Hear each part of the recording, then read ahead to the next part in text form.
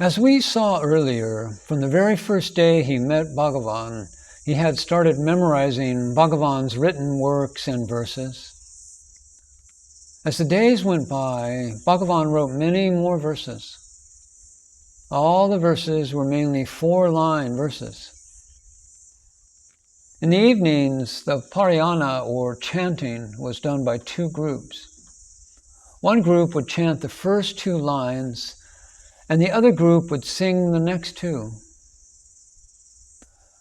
The chanting was set to a particular raga, or tune, and everyone was expected to follow it. But Ramaswamy Pillai was a very excitable man. He would suddenly take off on a tangent and then start shouting the parayana in a totally different tune. This created a problem for the people in this parayana group. They approached Bhagavan and complained, saying, "Bhagavan, Ramaswamy Pillai does not follow the group. He goes off on a tangent. Please solve this problem." And Bhagavan told them, "What is the problem? He has got such a stentorian voice. Let him sing alone on one side, while all of you sing on the other side as one group." Ramaswamy Pillai continued to shout out his own tune, while the rest stuck to the tune of the parayana. During his last days, he could not eat the ashram food as he had lost all his teeth. He would eat only Mumbai halwa, a sweet made out of wheat and sugar. Since it was soft like jelly, he could easily swallow it. The halwa was his only source of nourishment. I used to provide it with it. He was staying inside the ashram, and I had assigned him a room with an attached bathroom. I also appointed an attendant to look after his needs. On one occasion, the yoga guru TKV Desikachar came from Chennai along with his group of teachers.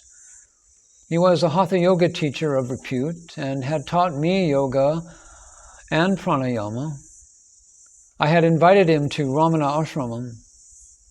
My friend Anuradha and I took the group around the ashram and also to Skanda ashram.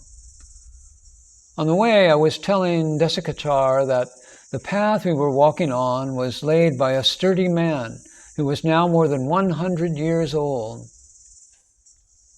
Desikachar's father, Sri Krishnamachari, was a great Hatha yogi who lived for 101 years. On coming back from Skanda ashram, Desikachar asked us, "Could I meet the 100-year-old man?" I took him to Ramaswamy Pillai's room. As always, he was excited when he saw me, saying, "Ganesan, come! Why have you come alone? Bring your father, brothers, Sundaram and Mani. Also bring everyone in the ashram and in Ramana Nagar. I want to see them all." I was quite surprised, as he was not a friendly or social person regularly. But it was time for him to have his halwa. When I put out my hand, he gave it a pat and said, "You are my child. You are asking me by holding out your hand. Come here." Saying this, he started feeding me halwa as if I was a child. This happened in 1995, and I was nearing 60. I was not a child, but he was feeding me. He then distributed the halwa with his own hands. Desikachar enjoyed the scene and then said, "You used to say that he does parayana and has a beautiful voice. Could we hear him sing some songs?" And I said, "Ramaswamy Pillai, they want to hear you sing. Please sing some song of Bhagavan." At this, he got very angry and declared, What do you mean by some song of Bhagavan? For me, there is only one song, and that is Bhagavan's Akshara Manalaya, the 108 verses to Lord Shiva.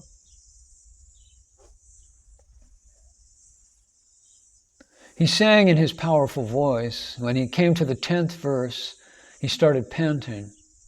I immediately embraced him affectionately and pleaded, Ramaswamy Pillai, please stop. That is enough.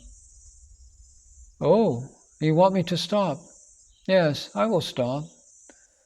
It was 3:30 in the afternoon when we took leave of him. As soon as we left the scene, he started singing again right where he had left off. His attendant later said that he sang until 5 in the evening. Then he told the attendant, sit me up on my bed. He continued singing with full consciousness until he dropped the body.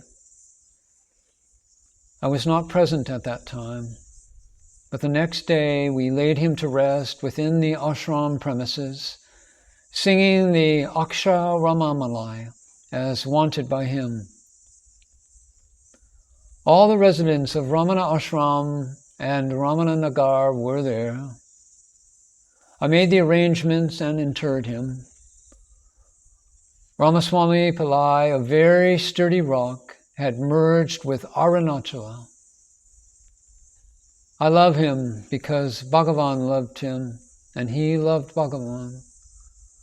He served not only the ashram, but also every devotee of Bhagavan. The path to Skanda Ashram will remain for hundreds and hundreds of years, and every rock will talk about Ramaswamy Pillai. Whether we human beings are grateful to him or not for the service done by him, every coconut tree in Ramana Ashramam will remain grateful to him. After Ramaswamy Pillai's samadhi was completed, the ashram president asked me to surrender the keys of the room that I was occupying. Mother Krishnabai whispered in my ears, Bhagavan is giving you pension. Surrender the keys and be free. After 37 years of service, that was the day that I walked away from karma yoga and the ashram. I pay homage to Ramaswamy Pillai.